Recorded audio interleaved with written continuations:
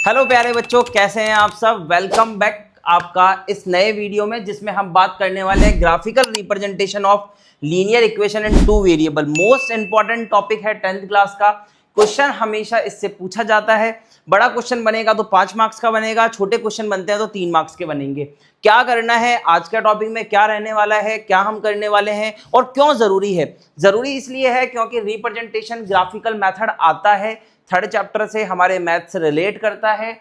और साथ ही साथ में अगर ये कंसेप्ट आप सीखते हैं तो आपके जो बोर्ड में और प्री बोर्ड में जो क्वेश्चंस पूछे जाते हैं वो आपके पक्के हो जाएंगे। तो रिप्रेजेंटेशन है, किसका रिप्रेजेंटेशन है? लीनियर इक्वेशन का रिप्रेजेंटेशन है। हमारे कोर्स में 2 वेरिएबल की लीनियर इक्वेशन है, उसका हमको रिप्रेजेंटेशन पढ़ना है ग्राफिकल मेथड से। मतलब ऐसा ग्राफ होगा, उस पर हमें इक्वेशंस बनानी है, मतलब हमें उस पर लाइन ग्राफ बनाना है। और उसके बाद हमें यह देखना है कि ये जो ग्राफ है या ये जो लाइंस है वो हमें क्या डेटा देती है। तो बिना देरी के हम शुरुआत करते हैं। कैसे क्या रहने वाला है, सबसे पहले हम यहां पर बात करेंगे इंट्रोडक्शन के होता क्या है और करना क्या है। आपके पास में क्या रहेगा, 2 इक्वेशन रहने वाली है। जैसे मान लीजिए लीनियर इक्वेशन मैं लिखता हूं यहां पर 3x plus y is equal to 11। ये फर्स्ट इक्वेशन है, ठीक है ना। बिल्कुल बेसिक से समझना, क्या करना है। छोटा वीडियो होने वाला है लेकिन इंपॉर्टेंट टॉपिक है ये, और इंपॉर्टेंट वीडियो है इसलिए लास्ट तक जरूर देखना। तो यहां पर हमारे पास में ये एक इक्वेशन है, उसी तरीके से हमारे पास में दूसरी इक्वेशन होगी, क्योंकि हम क्या पढ़ रहे हैं, हम पढ़ रहे हैं यहां पर ग्राफिकल मेथड लीनियर इक्वेशन का। और जो हमारा चैप्टर है वो पेयर ऑफ लीनियर इक्वेशन है, तो उसमें हमारे पास में क्या होगी, 2 इक्वेशंस होगी। पहली इक्वेशन ये हो गई हमारे पास में। अब दूसरी इक्वेशन मान लीजिए मैंने यहां पर लिख ली, कैसे लिखी, 4x plus y is equal to 15 for example, ठीक है ना। मैंने एग्जाम्पल लिया है यहां पर फर्स्ट इक्वेशन और सेकेंड इक्वेशन का, ठीक है। अब क्या करने वाले हैं या फिर कैसे करना है, सबसे पहले ये देखिए आपके पास में जो इक्वेशन है क्या वो स्टैंडर्ड फॉर्म में है, क्या नहीं है। तो पहले इसको स्टैंडर्ड फॉर्म में बनाने की कोशिश कीजिए, ठीक है ना। क्या करेंगे, या चलो स्टैंडर्ड फॉर्म में नहीं भी बनाओ तो भी चलेगा, पर बनाना चाहते हो तो लिखोगे 3x plus Y minus 11 is equal to 0। और इस तरफ क्या होगा, 4x plus Y minus 15 equal to 0। यह आ गई।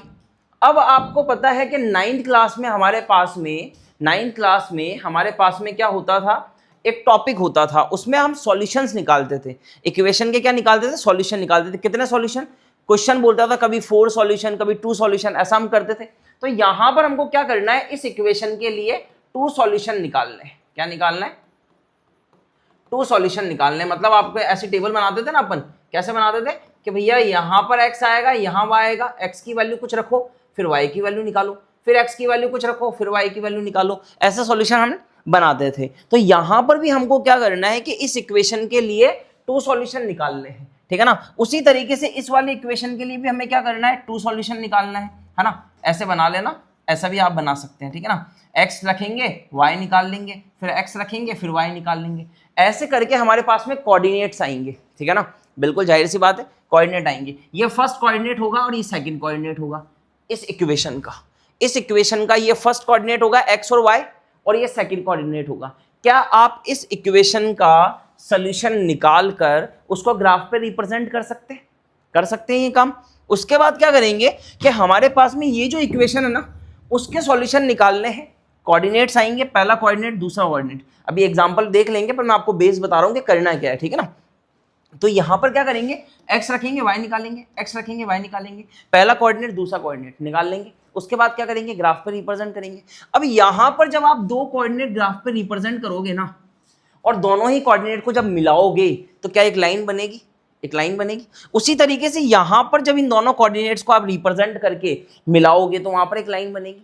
फिर हमें यह ऑब्जर्व करना है कि ये दोनों लाइन आपस में कैसा रिलेशन रखती है, ठीक है ना। जैसे मान लीजिए क्या दोनों लाइनें एक दूसरे को इंटरसेक्ट करती है, क्या दोनों लाइनें एक दूसरे के पैरेलल है, क्या लाइनें कोइंसिडेंट करती है, मतलब एक के ऊपर दूसरी लाइन है। ऐसा हमको क्या करना है, ऑब्जर्व करना है, और यही हमारा ग्राफिकल रिप्रेजेंटेशन होगा।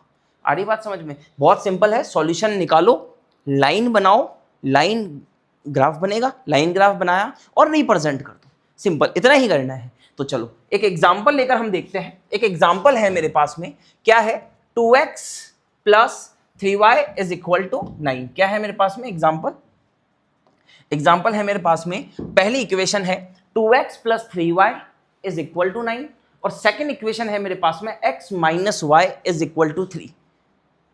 आगे बात समझ में, 2x plus 3y is equal to 9 और x minus Y equal to 3। अब इन दोनों इक्वेशन के लिए हमको क्या करना है, दो दो सॉल्यूशन निकालने हैं। तो पहली इक्वेशन क्या है मेरे पास, ध्यान से देखना। फर्स्ट इक्वेशन है मेरे पास 2x plus 3y is equal to 9। क्या है, 2x plus 3y equal to 9। तो अपन एक काम करते हैं कि इसके जब आप सोल्यूशन निकालने जाएंगे, है ना, थोड़ा ओरल काम करेंगे, ठीक है ना, ध्यान रखना, बेसिक कैलकुलेशन है, ध्यान रखना, x और y, है ना। एक काम करते हैं कि सबसे पहले मैं x की जगह 0 रख देता हूं, है ना।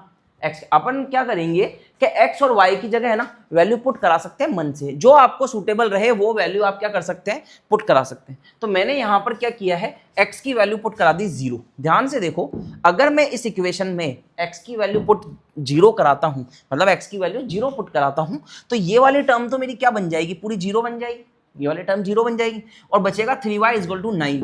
और 3y इज इक्वल टू 9 को अगर सॉल्व करते हैं ना, तो y बनेगा आपका 9/3 जो कि होगा 3। कितना आएगा, 3। तो y की जगह अपन क्या लिख सकते हैं, 3 लिख सकते हैं। और ये सारा का सारा काम, ये जो सारा का सारा काम है ना आपका, वो कैसा काम है, वो आपका रफ वर्क है। तो आप इसको बाद में हटा भी सकते हैं, ठीक है ना, इसको बाद में आप हटा भी सकते हैं। अब अपन को क्या करना है, फिर से आप देखेंगे कि x की जगह पर क्या रखें, x की जगह पर ऐसा क्या रखें कि वापस y की वैल्यू आ जाए, ठीक है ना। तो क्या रखूं, आप बताओ क्या रखना चाहिए मुझे। मैं ऐसा करता हूं, x की जगह पर या फिर y की जगह भी आप पुट करा सकते हैं। अगर आप y की जगह पुट कराने जाएंगे, है ना, y की जगह पुट कराने जाएंगे, मान लीजिए y आपने 0 पुट करा दिया, है ना, y आपने 0 पुट करा दिया, तो ये पूरी टर्म 0 हो जाएगी। तो बचेगा 2x इज इक्वल टू 9। क्या बचेगा, 2x इज इक्वल टू 9 और x की वैल्यू क्या आएगी, 9/2। काटने पे क्या निकलेगा, 4.5।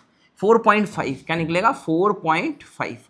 ग्राफ हमको रिप्रेजेंट करना आता ही है, इससे हटा देते हैं फिर से, ठीक है ना। मैंने क्या कहा था, दो कोऑर्डिनेट निकाल लेना, मैंने क्या कहा था, दो कोऑर्डिनेट निकालना, निकाल लिया।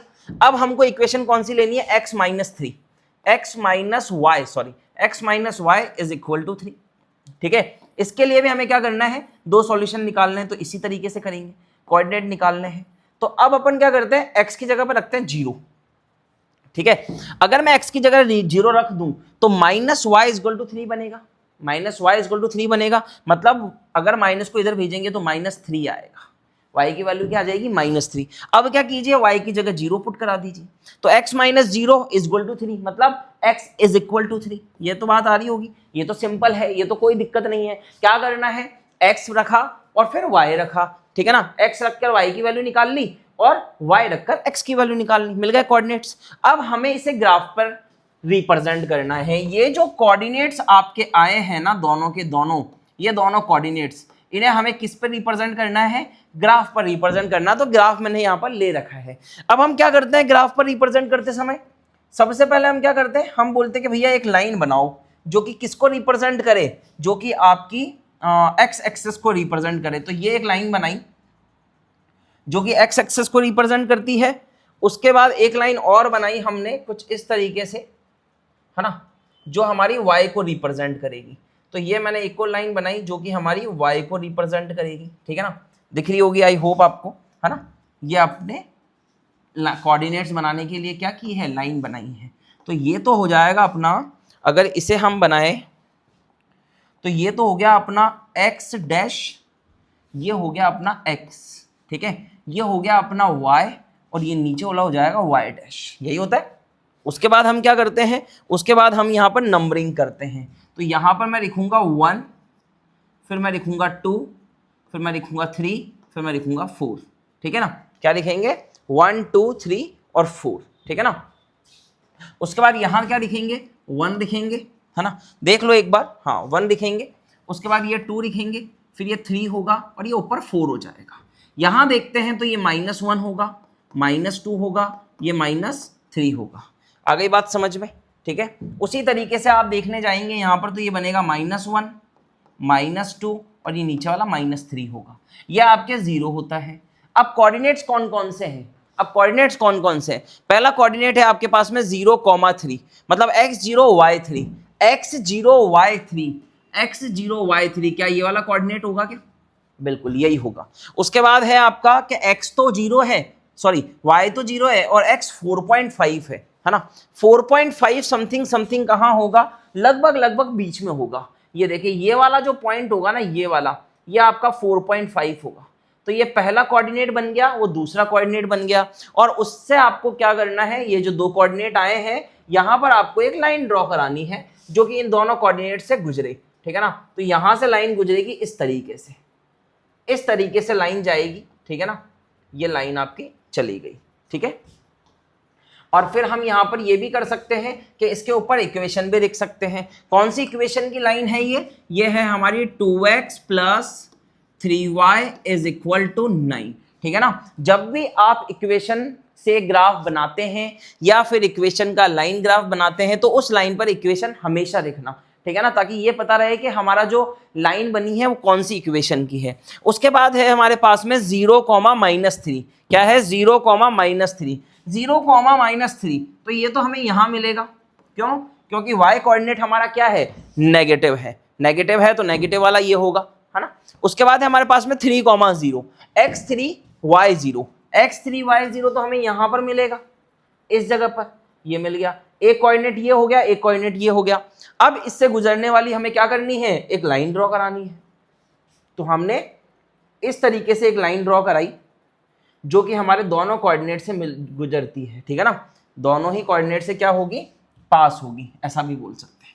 तो ये हमारी हो गई लाइन। और इस लाइन की इक्वेशन क्या है, इक्वेशन है हमारे पास में, यहां लिख देंगे हम यहां लिखेंगे x - y = 3, ठीक है ना। और आप ध्यान से देखना, क्या ये दोनों ही लाइन एक दूसरे को यहां पर इंटरसेक्ट करती है क्या, तो यही आपके आंसर भी हो जाएंगे। अगर हम देखें x और y की वैल्यू, है ना, अगर हम देखें यहां पर कि x और y की वैल्यू क्या होगी, x की और y की वैल्यू जो है वो क्या होगी, तो जहां पर लाइन एक दूसरे को इंटरसेक्ट करेगी ना, वही आपके x और y के कोऑर्डिनेट्स होंगे या फिर x और y की वैल्यू होगी। तो इस तरीके से हमारा ग्राफिकल रिप्रेजेंटेशन रहता है किसी भी लीनियर इक्वेशन को सॉल्व करने के लिए, ठीक है ना। बहुत ही आसान तरीका है, ये एक मैंने एग्जांपल लिया है और ये कंसेप्ट आपके 3rd चैप्टर में बहुत काम आने वाला है, काफी इंपॉर्टेंट टॉपिक है ये, ठीक है ना।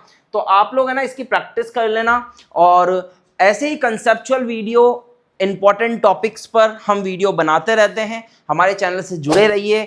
अगर वीडियो अच्छा लगा है तो लाइक, शेयर और सब्सक्राइब कीजिए। मिलते हैं नेक्स्ट वीडियो में, तब तक के लिए टाटा बाय बाय।